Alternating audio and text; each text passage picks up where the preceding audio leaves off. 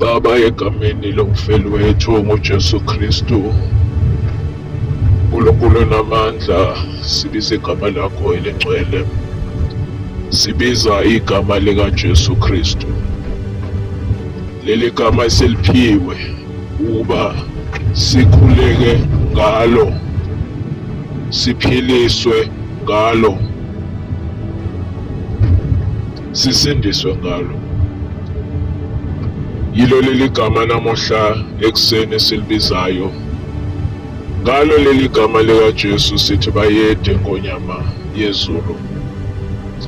Ufanele wena wedwa ukudunyiswa, ufanele wena wedwa ukubongwa. Izibongo zonke uNkulunkulu onamandla sizibhekisa kuwe. Siza sithobekile phambi kobuso bakho. Siziqonda Nkosi yethu ukuthi kasifanelwanga ukubizwa ngegama lakho ngenxa yezono ezisembathile. Kodwa ngenxa yegama likaJesu, yena wasifela esiphambanweni, engonanga lutho, sihlanjululiwe, sigeziwe, sibasha, sizalwe kabusha, sibuyisene noBaba wethu osezulwini. Siyabonga uNkulunkulu wezulu nomhlaba, elithi iBhayibheli izulu liyisihlalo sakho sobukhosi, umhlaba uyisenabelo sezinyawo zakho. Siyabonga uNkulunkulu wethu ukuthi Jehova usiphile ukuphila osukwini namhlanje. Wasipha ithuba lokuthi sibale izibusiso zethu ngazinye, sizibale uNkulunkulu onamandla, sikubonga ngazo. Sizibale Jehova wamabandla, sibonga nje ukuphila, umphefumulo. Sizibale Jehova wethu, sibonga nje imisebenzi osiphe yona, sibonga uphahla osiphe lona, sibonga uNkulunkulu onamandla abazali, wabanye bethu sisenabazali. Sibonga uNkulunkulu onamandla nezingqinamba esihlangabezana nazo, waphinde wasipha ubuhlakani bokuthi uNkulunkulu onamandla sizixazulule. Siyabonga uNkulunkulu wethu, namhlanje sivuka nokubonga, sithi mbonge uJehova mphefumulo wami, nakho konke okungaphakathi kimina makulibonge igama lakhe elingcwele. Sithi mbonga uJehova mphefumulo wami, ngakhohlwa imisebenzi yakhe yonke yomusa. Baba wethu, kungumusa ukuba siyaphila namhlanje, kungumusa ukuba siyakwazi nokuvuka sikhuleke. Kungumusa, umusa uNkulunkulu wethu esingawufanele, kodwa ngokuba wena uNkulunkulu omnene oluthando usiphile lolu suku. uNkulunkulu wethu siyabonga, siphakamisa igama lakho nanamuhla ekuseni, sithi ngegama likaJesu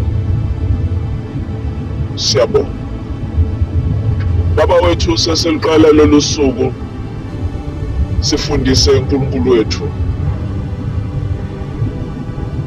ungakhathazeki ngalutho, kodwa sazi ukuthi wena njengoba ukwazi ukunakekela izinyoni zezulu, kangakanani pho thina esakhiwe ngomfanekiso wakho buya kusilahla na? Sifundise namhlanje Nkosi ukuthi uma sikhathazeka, kusho khona ukuthi uNkulunkulu wethu asikwethembi. Uma uthi uJehova ungumalusi wethu, asiyukweswela. Sifundise uNkulunkulu wethu ukuthi uma sikhathazeka, kusho khona ukuthi singabaza amandla nobukhona bakho.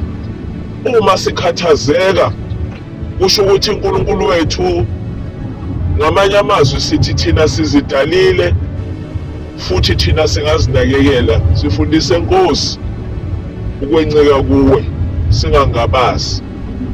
Sifundise Nkosi ukwethemba ngezingqondo zethu zonke nangemphefumulo yethu yonke. Sifundise Nkosi ukuba amazwi akuMateyu wesithupha evesi lamashumi amabili nanhlanu kuye evesini lamashumi amabili nesishiyagalolunye. Sifundise Nkosi ngalawo mazwi ukuthi masingakhathazeki ngalutho, singakhathazeki ngesizokudla nesizokuphuza, singakhathazeki ngemizimba yethu ngalokho esizokugqoka, uNkulunkulu wethu singakhathazeki nangophahla ukuthi siyolalaphi. Ngoba wena Nkosi uma ukwazi ukunakekela inyoni zezulu, thina kangakanani pho sakhiwe ngomfanekiso wakho. Baba wethu siyabonga. Sifundise Nkosi namhlanje ekuseni ukuthi sikhumbule uNkulunkulu onamandla ukuthi thina singabantwanyana bakho. Ngakho-ke wena umkhulu ongakithi kunalo osezweni. Sifundise namuhla Nkosi ukuthi umhlaba ungowakho kodwa umbusi wawo uSathane. Sifundise uNkulunkulu wethu base-Efesu lesithupha ivesi liqala laphayana kweleshumi ukuthi Nkosi lempi akuyona yethu, lempi uNkulunkulu onamandla akuyona yegazi nenyama kodwa yimpi ebhekene nemimoya. Ngakho sifundise Nkosi ukuthi isitha sethu esikhulu uSathane akusibona abantu esiphila nabo, kodwa ngenxa yokuthi basetshenziswa nguSathane, uNkulunkulu onamandla sibuye sidideke sizibone sesibacabangela, sesibasola uNkulunkulu onamandla. Sifundise Nkosi yethu ukuthi lempi ekamoya. Sifundise uNkulunkulu onamandla ukuthi siguqule izingqondo zethu noma imiqondo yethu ukuba uNkulunkulu onamandla ithobele wena. Sinikele imizimba yethu njengeminikelo ephilayo njengoba washo umpostoli uPawulu encwadini yabaseRoma 12 kusukela evesini lokuqala. Sifundise uNkulunkulu wethu ekuseni ukuzithoba njalo phambi kobuso bakho, ngoba uNkulunkulu onamandla uma sizithoba njalo ebusweni bakho wena uyakusiphakamisa ngesikhathi esifanele. Sifundise uNkulunkulu wethu ukuba senze njengoba esho uDavide kumahubo wokuqala evesini lokuqala elithi ubusisiwe umuntu ongahambi endleleni yabaqolodayo, kodwa ozidla ngezwi likaNkulunkulu ubusuku nemini. Lithi unjengomuthi othelayo ngesikhathi ogatsha lawo alibuni. uNkulunkulu wethu onamandla sifundise namuhla ukuba ngaso sonke isikhathi siziqonde ukuthi singabantu, siphile enyameni siyona. Sikhumbuze uNkulunkulu onamandla ukuthi usakhile thina wasibumba saba ngabancanyana nje ngaphansana kwezingelosi. uNkulunkulu wethu sifundise ukuzithoba ngaso sonke isikhathi. Baba wethu onamandla sifundise ukubonga. Sibonga uNkulunkulu onamandla okuhle okwenzeke empilweni zethu nokubi okwenzeke empilweni zethu. Osikhumbuze uNkulunkulu onamandla ukuthi njengoba umhlaba ubuswa nguSathane, kuningi okubi esiyohlangabezana nakho. Uphinde uNkulunkulu onamandla usikhumbuze ngokaJohane 16 laphayana evesini lama-33 la uJesu Kristu esikhumbuza ukuthi yebo kulomhlaba siyohlangabezana nezingqinamba eziningi kodwa yena usesahlulele impi.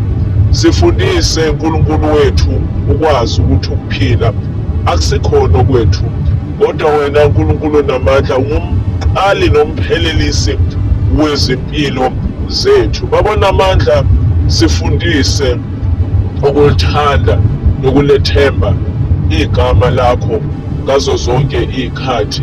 Sifundise uNkulunkulu wethu ukuthi naseyikhathini la sizizwa sengathi imikhuleko yethu ayifinyeleli kuwe, kula kufanele sikhuleke khona uNkulunkulu onamandla, sijule kunaqali.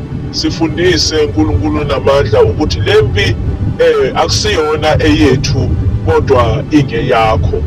Ingeyakho nje moya ongcwele lempi uNkulunkulu onamandla ayizuphela njengamanje, ingeyaphakade naphakade kodwa uNkulunkulu wethu imiqhele yethu isilindile thina abantwana bakho abayoma kuze kube sekupheleni.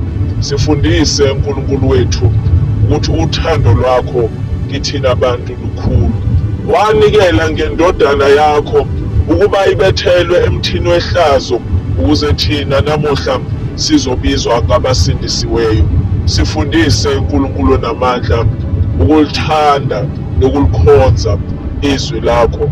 Sikhumbuze uNkulunkulu wethu ukuthi faith is the substance of things hoped for and the evidence of things not seen. NgokwamaHebheru 11 verse 1.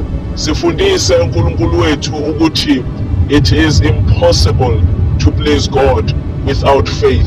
Sifundise baba wethu ukuthi faith is the currency that uNkulunkulu namandla we shall always trade with uma siza ebukhoneni bakho.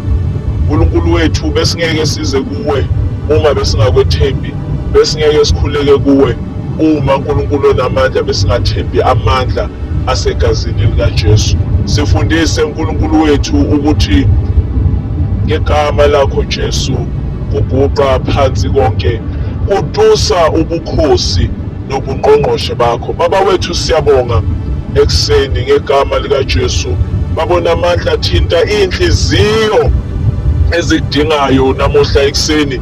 uNkulunkulu wethu thinta inhliziyo ezingabazayo namhlanje ekseni. Babona amandla thinta imisipha uNkulunkulu namandla egulayo uyelaphe. uNkulunkulu namandla thinta inhliziyo. Babona amandla eseyikhathele. Babona amandla thinta lo yabhuti nalo yasisi, umfowethu nodadewethu asebebona kungcono bezibulale. uNkulunkulu namandla ngenxa yey'nkinga ney'ngqinamba ababhekene nazo. Babona amandla ithinte leyo nhliziyo iphole namuhla ekseni. uNkulunkulu wethu ngiyakhuleka egameni likaJesu ukuthi babona amandla namuhla omunye amukele ucingo oluyobe lumtshela indaba ezimnandi. Babona amandla pholisa amanxeba kubantwana bakho, baphe ithemba. Lo olalele lo mkhuleko uNkulunkulu namandla mbusise ngokwezibusiso ezikuDeuteronomy 28. Babona amandla kusukela evesini lokuqala Jehova kuze kuye evesini lesikhombisa. uNkulunkulu namandla siyabonga egameni likaJesu ukuthi Jehova uyizwile imikhuleko yethu futhi uyayiphendula. Ngokwethemba Jehova siyazi ukuthi uyayiphendula. Iba nathi Moya Ongcwele ngegama lomfeli wethu onguJesu Kristu obongwa manje kuze kube phakade naphakade. Amen. uNkulunkulu akubusise.